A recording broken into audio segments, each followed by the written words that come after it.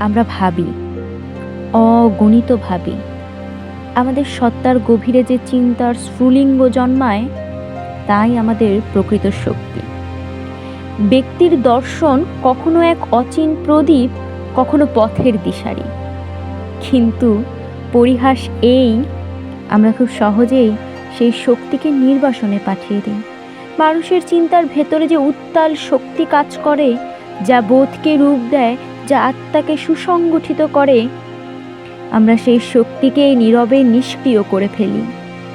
হয়তো ডায়েরির শুষ্ক পাতায় বন্ধ করে রাখি, অথবা অবচেতন মনের অন্ধকার কোণে রেখে দেই, কিন্তু আলোয় আনি না।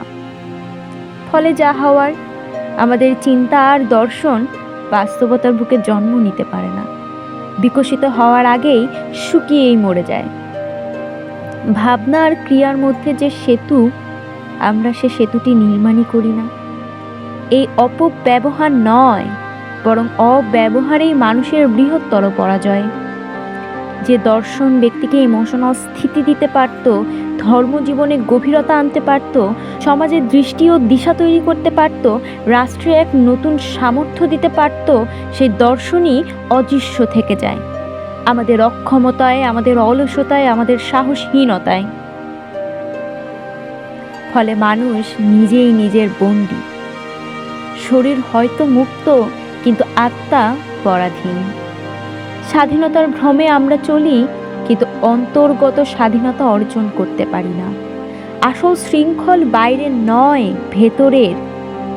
যে শক্তি আমাদের মুক্ত করতে পারত, সেই শক্তি আমরা স্বেচ্ছায় মুছে ফেলি। চিন্তা জন্মায়, কিন্তু প্রয়োগহীনতায় বিনাশ হয়। এই বিনাশই সবচেয়ে নীরব মৃত্যু, মনের মৃত্যু, সম্ভাবনার মৃত্যু।